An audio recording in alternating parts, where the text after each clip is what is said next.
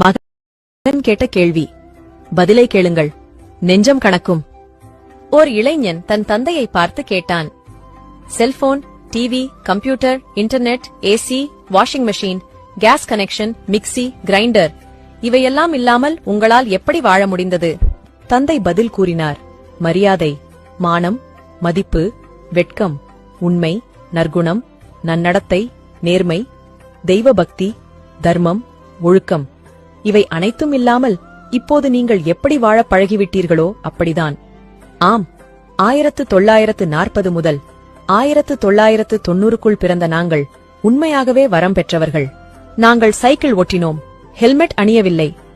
பள்ளி முடிந்ததும் தோழர்களுடன் பொழுது சாயும் வரை விளையாடினோம். டிவியின் முன் உட்கார்ந்ததில்லை, உயிருள்ள தோழர்களுடன் விளையாடினோம்.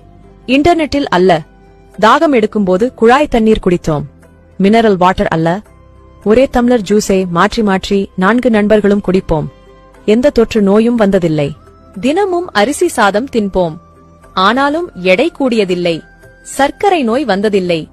எங்கு போனாலும் வெறுங்காலுடன் நடப்போம், எந்த பாதிப்பும் வந்ததில்லை. எங்கள் பெற்றோர் எந்த ஊட்டச்சத்து உணவும் தந்ததில்லை, ஆனாலும் ஆரோக்கியமாகவே இருந்தோம்.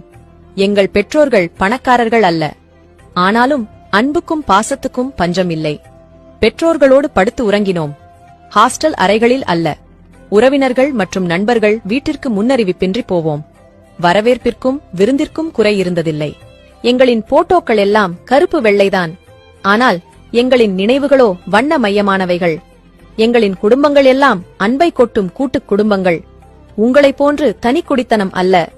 எங்கள் தலைமுறையினர் எல்லோரும் பெற்றோர்களின் கட்டளைக்கு கட்டுப்பட்டு வளர். Download